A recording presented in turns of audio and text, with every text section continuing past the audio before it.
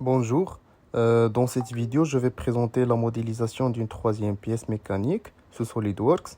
Donc, la pièce réalisée est de forme cylindrique avec une ouverture intérieure, ce qui permet d'obtenir un tube ou un bag mécanique.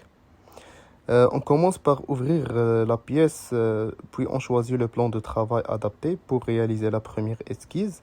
Cette étape permet de définir la base géométrique de la pièce. Ensuite, on trace deux cercles concentriques. Le premier cercle représente le diamètre intérieur de la pièce, tandis que le deuxième cercle représente le diamètre intérieur.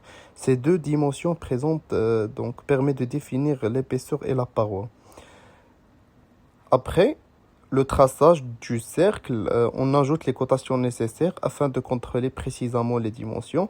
Il est important que les cercles sont bien centrés pour obtenir une pièce symétrique et correcte.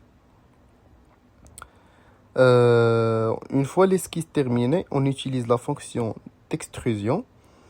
On va utiliser la fonction d'extrusion. Cette fonction permet de transformer l'esquisse en deux dimensions, en SolidWorks ou en trois dimensions.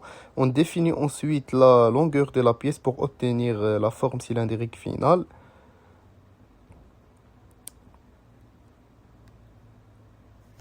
À la fin, on visualise la pièce sous forme de différents angles pour vérifier le diamètre extérieur, le trou extérieur de l'aspect général.